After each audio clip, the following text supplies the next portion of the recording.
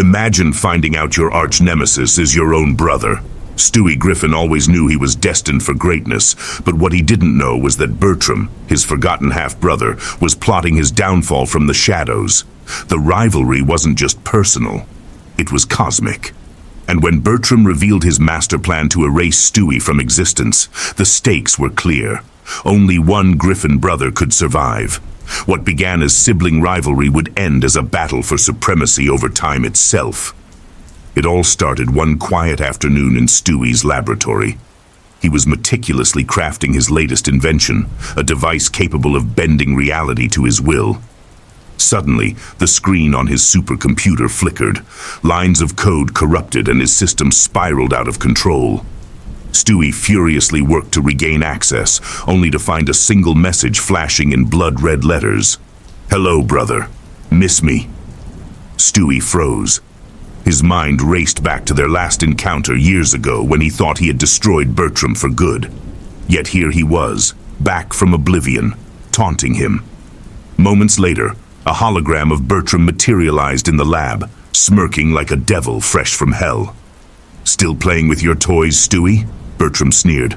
"While you've been wasting time with pointless gadgets, I've been building an empire. And now, I'm here to finish what you started." "What I started?" Stewie shot back, his voice trembling with equal parts fury and fear. "You've always been the lesser Griffin, the knockoff. I'm the original, the genius, the—" "Save the monologue," Bertram interrupted. "By the time this is over, no one will even remember your name. I'm erasing you from history, every timeline, every dimension. You'll never have existed." The declaration of war wasn't just metaphorical. Bertram had hijacked Stewie's time machine, giving him the power to rewrite history. The first shot had already been fired. In one alternate timeline, Stewie's beloved teddy bear, Rupert, had vanished from existence. It was personal now. Stewie scrambled to prepare for battle. With Brian reluctantly agreeing to help, they raced to repair the damaged time machine. But Bertram wasn't waiting for them. He was already hopping through timelines, erasing Stewie's victories and sabotaging his legacy. The chase began in prehistoric times. Stewie and Brian arrived to find Bertram rallying a tribe of Neanderthals to worship him as a god. Armed with futuristic weapons, he had already begun altering the course of human evolution. Stewie, undeterred, launched his counterattack. He weaponized the elements of the time period, creating a distraction with a stampede of woolly mammoths. The chaos allowed him to reclaim control of the timeline, but Bertram escaped, laughing as he jumped to another era. Next stop, the Renaissance. Bertram had infiltrated Leonardo da Vinci's workshop, posing as the true genius behind the Mona Lisa. Stewie's jaw dropped when he saw a portrait of Bertram hanging in the Louvre. "This has gone too far," Stewie shouted, launching himself into the fray. The brothers clashed in a battle of wits and inventions, each trying to outsmart the other. Sparks flew as Stewie's reality-bending gauntlet clashed with Bertram's dimension-shifting blade.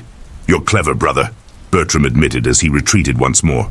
"But you'll never be one step ahead of me." Bertram's ultimate move came when he dragged Stewie into the darkest timeline, a dystopian future where Bertram ruled supreme. The world was unrecognizable, dominated by massive statues of Bertram and patrolled by robotic enforcers bearing his image. Stewie and Brian were captured and brought before Bertram's throne. The room was a monument to his ego, with trophies of his victories over Stewie displayed like hunting prizes. "Look around, Stewie," Bertram gloated. "This is your legacy. Failure. Every attempt you made to stop me, every scheme you hatched, all for nothing." Stewie, bound and seemingly defeated, smiled defiantly. "You forgot one thing, Bertram," he said through gritted teeth. "I never play fair." In that moment, Brian activated a hidden device Stewie had slipped into his collar. The explosion tore through the palace, giving them just enough time to escape. The battle wasn't over yet. The final showdown took place at the edge of time itself, a swirling void of infinite possibilities. Both brothers had exhausted their resources, their machines sparking and failing around them.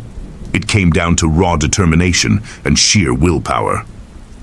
"You could have been great, Bertram," Stewie said, his voice filled with equal parts anger and sorrow. "But instead, you chose to be my enemy." "Greatness isn't shared," Bertram replied coldly. and I won't settle for being second best."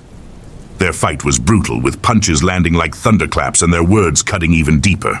In a moment of desperation, Stewie used the last of his energy to activate a failsafe, a device that collapsed the timeline around them, forcing both brothers to reconcile or be erased together.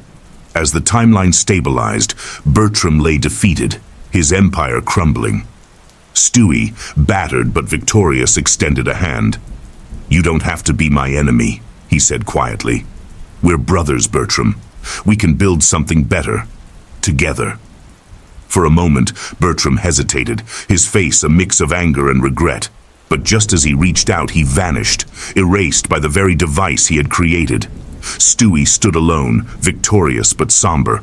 The cost of his triumph weighed heavily. Back in the lab, Brian tried to console him. "You won, Stewie. You saved everything." "Did I?" Stewie whispered, staring at the blank screen where Bertram's message had first appeared. "Or did I lose the only person who truly understood me?" As the video faded to black, Stewie's voice echoed one final haunting question.